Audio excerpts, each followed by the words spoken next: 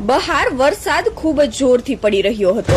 મિન્ટુ ચકલીના ઘરના નજીકમાં જ કાલુ કાગડાનું ઘર હતું। મિન્ટુ સીધી કાગડાના ઘરે જાય છે અને દરવાજો ખખડાવે છે। કાગડાભાઈ, ઓ કાગડાભાઈ, દરવાજો ખોલો। કાલુ કાગડો બોલ્યો, હા મિન્ટુ, શું વાત છે? આવા ભારે વરસાદમાં ઘરની બહાર કેમ આવી? મિન્ટુ બોલી, કાગડાભાઈ, મેં તમને મારા ઘર વિશે કહ્યું હતું ને, તે ભારે વરસાદ અને પવનથી પડીને તૂટી ગયું છે। કાગડાભાઈ, મારા ઈંડા પણ થવાના છે, કૃપા કરીને મને તમારા ઘરમાં આવવા દો। મિન્ટુની વાત સાંભળીને કાગડો મનમાં વિચારે છે, જો મેં મિન્ટુને આ સમયે મારા ઘરે આવવા દીધી અને તેમને અહીં ઈંડા થઈ ગયા તો તે બાળકો બહાર આવે ત્યાં સુધી અહીં જ રહેશે। મને કોઈ બહાનું કાઢવું જ પડશે।